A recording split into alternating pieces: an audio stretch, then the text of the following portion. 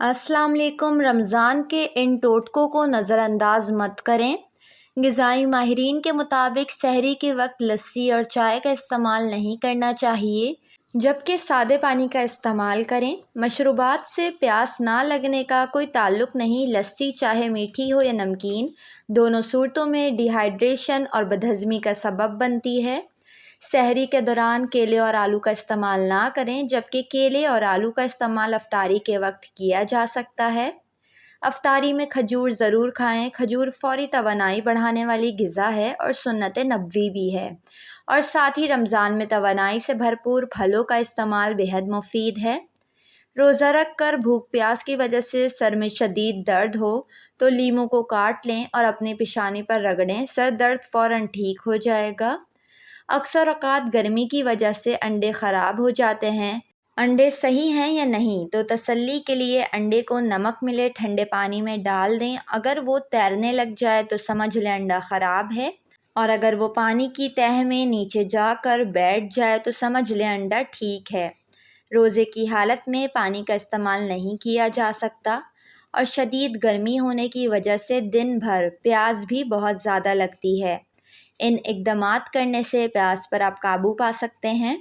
کچھ ایسی غذائیں جن کا استعمال آپ چھوڑ دیں تو دن بھر آپ کو پیاس نہیں لگے گی، کیونکہ یہ غذائیں آپ کے جسم میں پانی کی سطح کو کم کرتی ہے، مثلاً نمکین اشیاء، چاول، بازاری جوسز، کولڈ ڈرنک وغیرہ۔ دن بھر پیاس کی شدت زیادہ محسوس کرنے کی وجہ ان چیزوں کا بہت زیادہ استعمال ہے۔ ان اشیاء کے استعمال میں کمی لائیں، جیسے کہ سحری اور افطاری میں ٹھنڈا پانی کا استعمال۔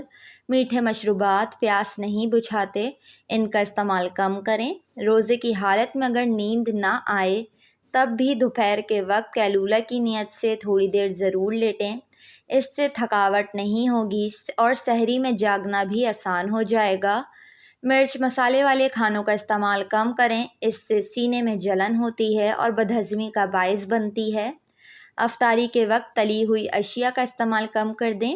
سحری کے بعد ہلکی پھلکی ورزش یا کم از کم 10 سے 15 منٹ تک چہل قدمی ضرور کریں، اور کھانا ہضم ہونے کے بعد سوئیں۔ بلا ضرورت روزے کی حالت میں باہر نہ نکلیں۔ اگر مجبوری کی بنا پر گرمی میں باہر نکلنا پڑے تو چھتری لے کر یا سر پر گیلا تولیہ رکھ کر نکلیں۔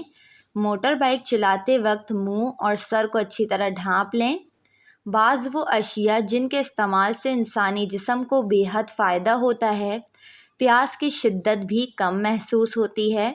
سحری کے وقت سادہ پانی کا استعمال کریں۔ پانی کا نعم البدل کوئی شربت نہیں ہوتا۔ افطاری سے لے کر سحری تک تھوڑا تھوڑا پانی یا مشروبات پیتے رہیں۔ ہر روز گوشت کے استعمال کے بجائے سبزیوں اور پھلوں کا استعمال بھی کریں تاکہ پیاس کی شدت میں کمی رہے۔ بدہضمی اور گیس کے خاتمے کے لیے گیس اور بدہضمی پر قابو پانے کے لیے اجوائن، سونف اور کالا نمک تینوں چیزیں ہم وزن لے لیں، باریک پاؤڈر بنا لیں۔ آدھا سے 1 چمچ سحری میں اور افطاری کے بعد سادے پانی کے ساتھ کھا لیں یا پھانک لیں۔ انشاءاللہ آپ کو بدہضمی یا گیس کا مسئلہ نہیں ہوگا۔